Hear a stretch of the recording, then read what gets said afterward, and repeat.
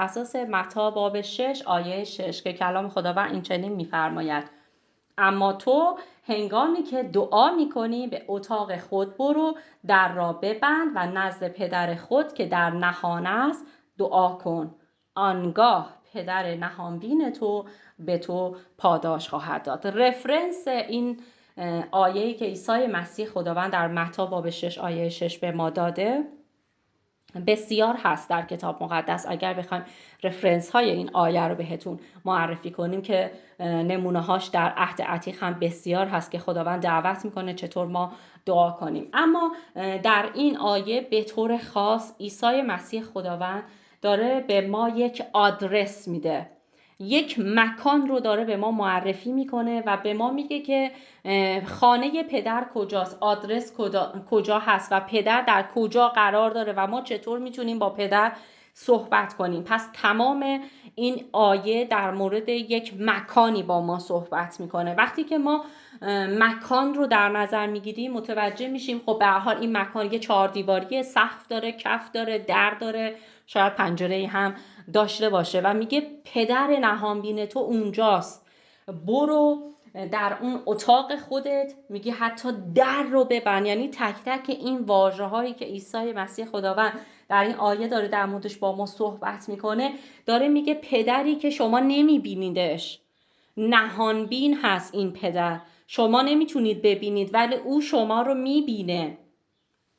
آدرس داره به ما میده کلام خداوند که کجا باید بریم و در کجا ما میتونیم با پدر یک رابطه خصوصی داشته باشیم. شاید همه شما عزیزانی که اینجا هستید یا با هر عزیز دیگه‌ای که در ایمان هست، در مشورت هستید یا در مشارکت هستید، همه میگید بله خب ما میریم در رازگاهانمون و دعا میکنیم، با پدر صحبت میکنیم، با خدای پسر صحبت میکنیم، با عیسی مسیح صحبت میکنیم. اما گاهن ما آدرس رو فکر میکنیم درست رفتیم ولی درست نرفتیم. انتخاب مکانی که عیسی داره در موردش صحبت میکنه اون انتخاب مکانی ما نیست که ما فکر میکنیم وقتی عیسی میگه برو تو اتاق در رو ببند منظورش همین اتاق پذیرایی مونه، چون شب کسی تو پذیرایی نمیخوابه، من تو پذیرایی راحت میتونم با خدای پدر صحبت کنم. منظورش اون اتاق خوابی هستش که خالیه، بلا استفاده است، کتابخونم اونجاست، اتاق مطالعه است، میرم اونجا و با خدای پدر ملاقات میکنم. وقتی در مورد مکان عیسی با ما صحبت میکنه، اولین مکان قلب ماست. اولین مکان جایی هست که تمام تفکرات من اونجا شکل میگیره و از اونجا خارج میشه، جایی که کلام خدا میگه نهرهای حیات ازش میجوشه. عیسی داره به این مکان اشاره میکنه و در همین مکانی که ما در بعد روح داریم بهش اشاره میکنیم که قلب ماست و فکر ماست، ما میتونیم این رو در دنیا به صورت یک اتاقی داشته باشیم که دقیقا همون اتاقیه که انتخاب میکنی و رأس ساعتی با خدا وعده داری و به اون اتاق میری، در رو میبندی تا با پدر نهانبین خودت خلوت کنی. و اولین چیزی که بسیار بسیار مهم هست این هستش که وقتی ما این آیه رو میخونیم کلام خدا داره به ما آدرس میده، میگه کجا بریم. ما در جواب این آیه به عیسی چی میگیم؟ آیا ما به عیسی میگیم بله؟ آیا ما اطاعت میکنیم؟ و چقدر پایبند این اطاعت و بله گفتن هستیم؟ اولین کلید یا اولین راز در واقع از بله گفتن به این آیه هستش که ما آیا به این آیه بله گفته ایم که عیسی به ما میگه اما تو. وقتی کلمه اما میاد داره یه پیغام به من میده، یه وظیفه به من میده و من رو داره به یک جایی میفرسته. مثل زمانی که ما به بچه‌مون میگیم اما تو الان برو مدرسه، وقتی برگشتی با هم میریم پارک، برو مدرسه برگشتی با هم نهار میخوریم، حتما اگه درسات خوب بخونی آخر هفته میریم فلان مکان تفریحی. یا کسایی که حالا مجرد هستیم برای خودمون یک وعده و وعیدی رو تعیین میکنیم، اگه این هفته همه کارام پرفکت انجام بدم آخر هفته به خودم یک جایزه خواهم داد. پس چیزی که خیلی مهم هستش اینه که ما آیا به این اما تو بله گفتیم؟ پس اولین کلید من اطاعت از همین آیه و بله گفتن به همین آیه هست که من رو به جایی میبره که پدر اونجاست و پدر میخواد ما باهاش صحبت کنیم. حالا ما در قلبمون، در روحمون، در افکارمون این اتاق رو داریم. میتونیم اگر شرایطش رو داریم از نظر ساختمانی یک اتاقی رو برای خودمون تعیین بکنیم، یک جایی رو از قسمتی رو از ساختمان خانه‌مان تعیین بکنیم و بگیم که پدر، من هر روز ساعت 4 صبح، هر روز ساعت 3، هر روز ساعت 5 صبح میام و توی این اتاق منتظر من باش.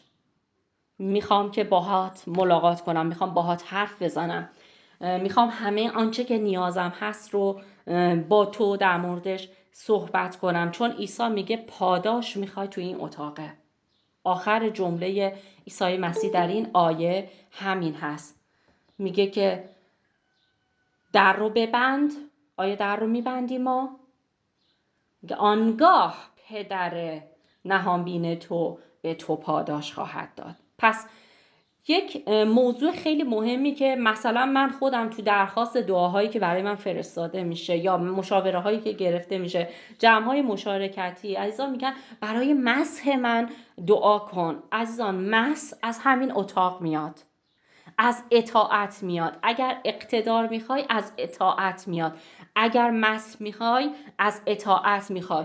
مثلا وقتی شما میگی که من میخوام مسح کلام داشته باشم، زبان من قدرت داشته باشه، تا وقتی من یک آیه از کلام خداوند رو اعلام میکنم این آیه بره و قلب‌ها رو بشکافه. پس نیاز به مسح زبان دارید که حالا باید ببینید زبان تو در این اتاق در بسته چقدر اطاعت پذیره و چقدر بله میگه به خداوند. هرچی بله بیشتر، هرچی اطاعت بیشتر، در نزد پدر آسمانی پاداشش میشه اون مسحی که میخواد. دعایی که من مسیحا میتونم برای شما انجام میدم اینه که خداوند خواهر منو در اتاقی که با تو وقت میذاره مسح مضاعف بده. من نمیتونم دعا کنم که خداوند به خواهر من مسح بده، چون مسح از اطاعت و عملکرد شما میاد.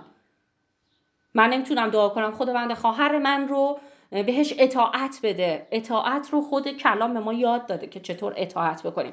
پس اولین راز برای جلسه امروز که من مستقیما شروع کردم به وارد بحث شدن، چون نمیخوام زمان رو از دست بدیم به هیچ عنوان، این هستش که من طبق این کلام اول باید بگم بله. بله من مساوی با اطاعت و برم توی اتاق، در رو ببندم و با پدر وارد یک رابطه بشم و توی این رابطه همه آنچه که میخوام رو به دست میاریم. اولین رفرنسی که میخوام از همین آیه بهتون بدم تو مزمور 91 آیه 1. کتاب مقدساتون رو باز کنید، یا کسایی که حفظ هستن بلد هستن وقتی مزمور 1 رو برای کس دیگه اعلام میکنید ببینید آیه 1 چی میگه، که به خواهرت میگی من مزمور 1 رو بر زندگی شما اعلام میکنم. من باید مزمور 1 رو بخونم دیگه. تو مزمور 91 آیه 1 این چنین کلام خداوند میفرماید. وقتی کلام رو میخونه میگه آن که در مخفیگاه آن متعال قرار گزیند زیر سایه قادر مطلق به سر خواهد برد. مخفیگاه همون آدرسیه که عیسی اینجا به ما داده. برو تو اتاق، در رو ببند، مخفی میشه، تو میری توی مخفیگاه. پس کلام خداوند به ما یاد میده که ما کجا میتونیم ملاقات داشته باشیم. بعضی موقع شاید بعضی ها من نمیدونم نظرشون این باشه که مکان مهم نیست، قلب ما مهمه، جایی که ما حضور پیدا میکنیم مهمه. اینی که من با روحم با جانم بتونم با خدا ارتباط برقرار کنم پدر میپذیره، هیچ شکی در این نیست که پدر از ما میپذیره. ولی اگر در تمام شرایط ها این چنین بود، به نظر من هیچ وقت متی 6 در کتاب مقدس نوشته نمیشد که عیسی داره به ما میگه که هنگامی که دعا میکنی به اتاق خودت برو. میگه برو به اتاق خودت. کجا؟ همین مخفیگاه رو داره عیسی در موردش صحبت میکنه و دقیقا میگه در رو هم ببند. یعنی هیچی با خودت نبر. خودت برو میخوای دعا بکنی دیگه. دعا هم یعنی رابطه با خدا.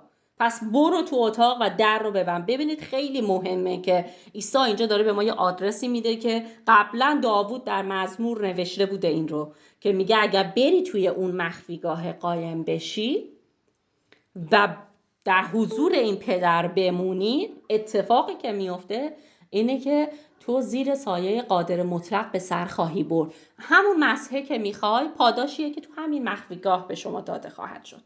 پس اولین آیتم ما راز بله گفتن به خداوند هست. وقتی بله میگی یعنی پای همه چیز وایسادی، اتحاده، اطاعته.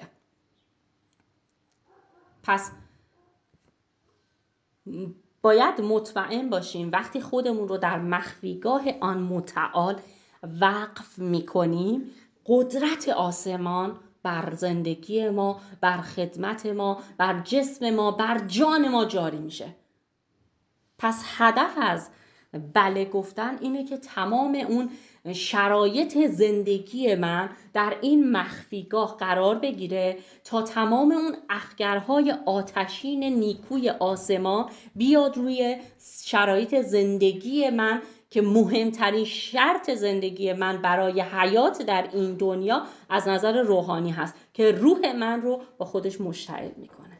یک پیروی روزانه و با حرارت از متی 6:6 رو با خودم بردم در مخفیگاه و میگم بله خداوند، من اومدم در این مخفیگاه، من اومدم اینجا چون میخوام اون عالی ترین گوهری که در این مخفیگاه هست که سهم من هست رو به من بدی. پس یکی از اون مهمترین اسرار رشد ایمان ما، اصلا نیازی نیست ما بریم بشینیم ساعتها موعظه گوش بدیم. خدا رو شکر برای واعظین کلام و تمام موعظه ها، خدا رو شکر برای تمام سرودهای پرستشی، خدا رو شکر برای تمام معلمین کلام. ولی یکی از مهمترین اسرار رشد ایمان ما که این ایمان رشد کنه، برکت بگیره که باعث برکت برای دیگران بشه، توسعه پیدا کنه تا باعث باز شدن اون چتر توسعه بر سر دیگران هم باشه، زندگی ما با خدایی هستش که در اتاق در بسته است.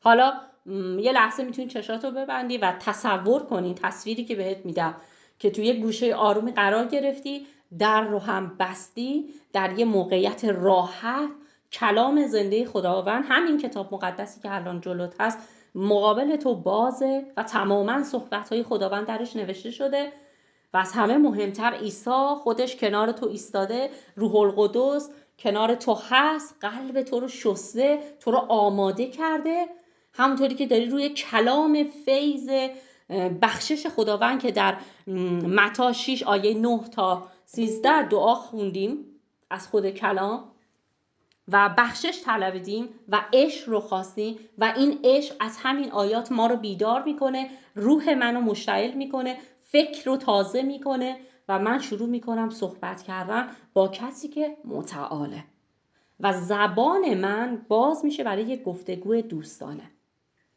شاید خیلی از ما حتی روزهای اول ایمانمون یا حتی سالها از ایمانمون گذشته یه حس حال عجیبی که غریبه هست برامون، نمیتونیم ورود بکنیم به اتاق دعا یا اصلا برامون در رازگاهان موندن یک جورایی سخت میشه.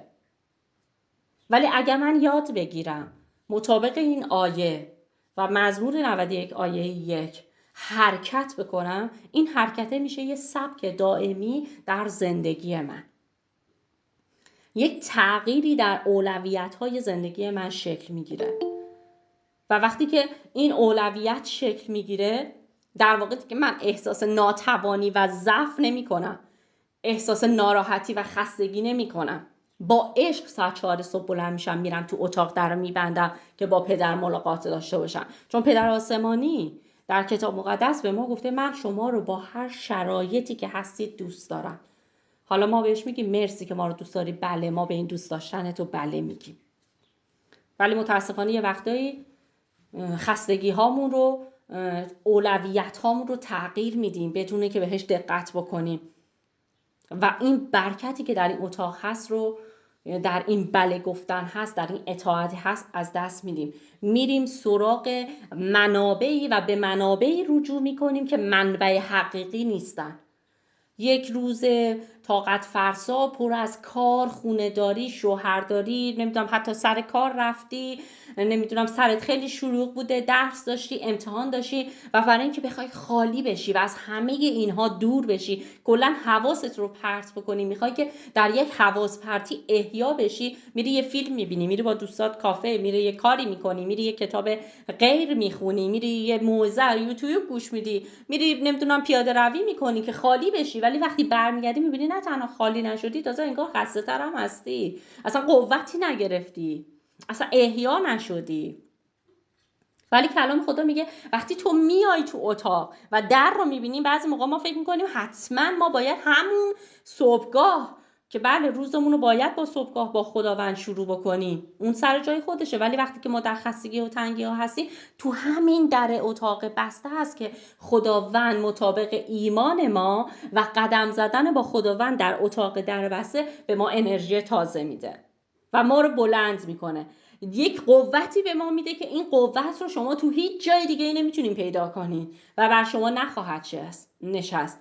این قوت رو فقط زمانی که پیش پاهای عیسی، پدر، روح القدس میشینیم، کلام خدا رو میخونیم، به ما منتقل میشه.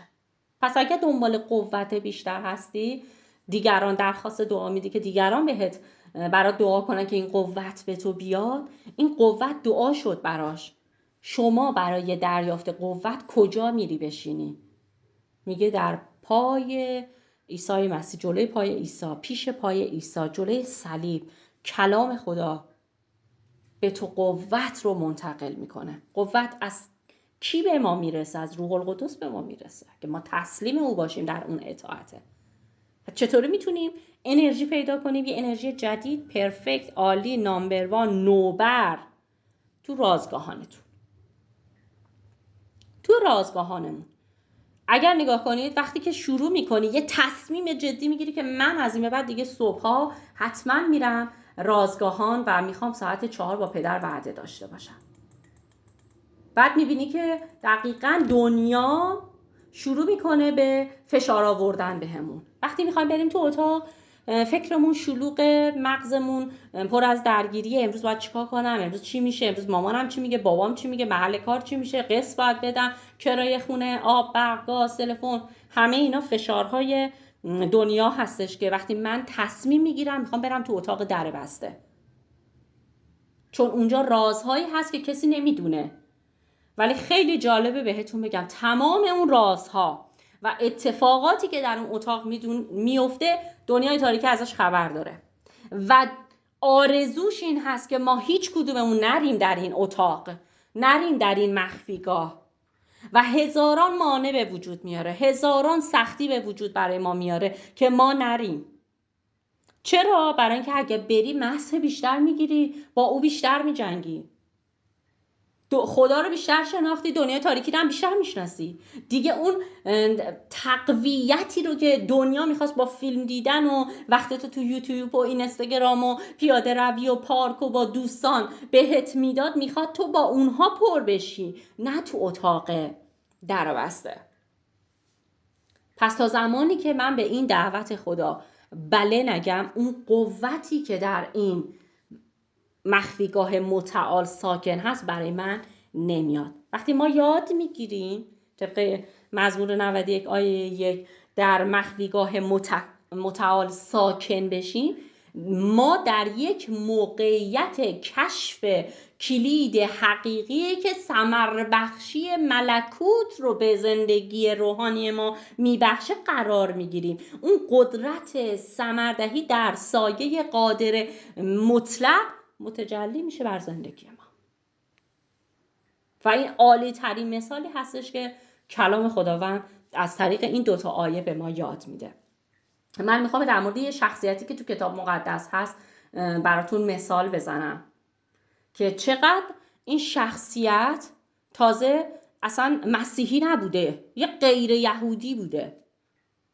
فکر کنم یادتون بیاد داستان زندگی مردی به نام کرنیلیوس اولین ایماندار از امت هاست، درسته؟ این شخص یک غیر یهودی خدا ترس بود که خودش رو وقف دعا کرده بود. او پارسا بود و پارساییش به 4 طریق تو کتاب اعمال رسولان توصیف شده. میگه که اون یه شخصیه که سخاوت داره، به فقرا کمک میکنه، زندگی مقدسی داشت، روزه میگرفت، پیوسته مخفیانه دعا میکرد و دقیقاً به خاطر همین 4 کارش بود که خداوند این مرد و خانوادهش رو با روح القدس پر میکنه و اونها رو نوبر ایمانداران غیر یهودی میسازه. انگاری که خداوند بهش میگه که کرنلیوس، به خاطر اینکه تو در مخفیگاه می اومدی و با من وقت میذاشی، در اولویت قرار دادن اون دعای مخفیانه تو زندگی تو بوده، من تو رو به عنوان یک نمونه اسمت رو در کلامم می نویسم تا همه قوم ها در مورد عملکرد تو و اطاعت از اون خدا ترسی که در قلبت بود، که خداوند تو کلام به ما میگه خدا ترسی در وجدان همه انسان ها هست. به خاطر همون نام تو رو در کتاب مقدس میذارم تا تو بشی الگوی ایماندارها، چه یهودی چه غیر یهودی. و میگه این اولین کسی بودش که ایمان آورد و خدا اون رو از روح خودش پر کرد.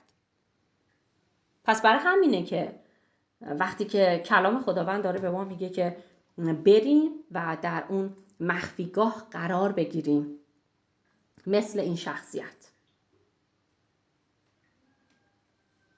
تا من نرم در اون مخفیگاه و با خداوند وقت نذارم و دعا نکنم، من اون شخصیتی نخواهم بود که خودم از خودم انتظار دارم، نه دیگران از من انتظار داشته باشن.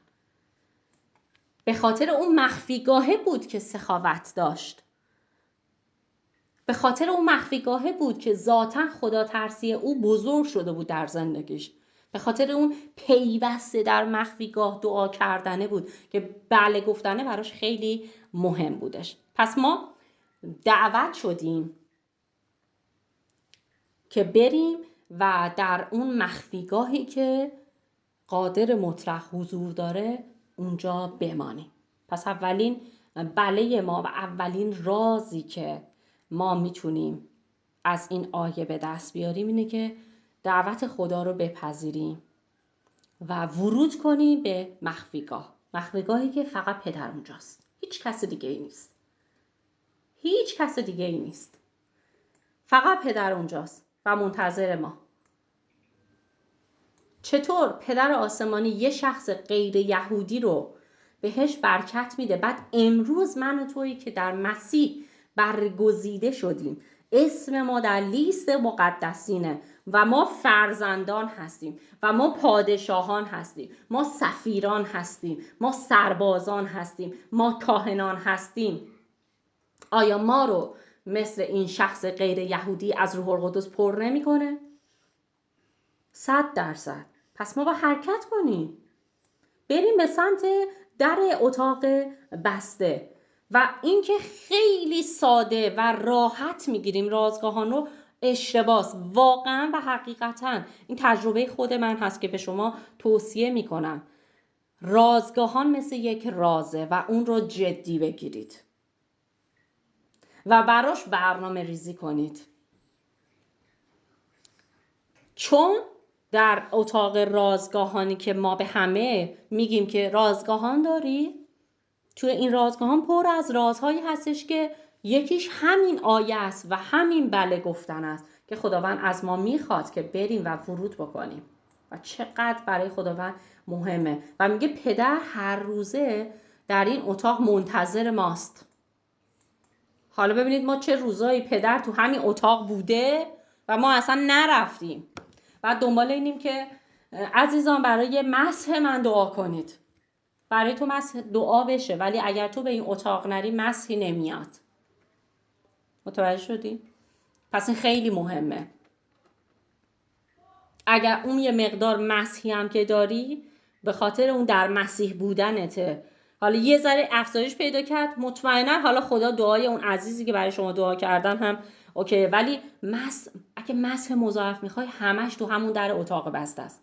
اونجا سرچشمه حیات و زندگی، برید اونجا و جدی بگیرید و در رو ببندید. فقط پدر نهانبین تو باشه و تو که بری پاداش مسح مضاعف رو ازش بگیری. این اولین راز بود.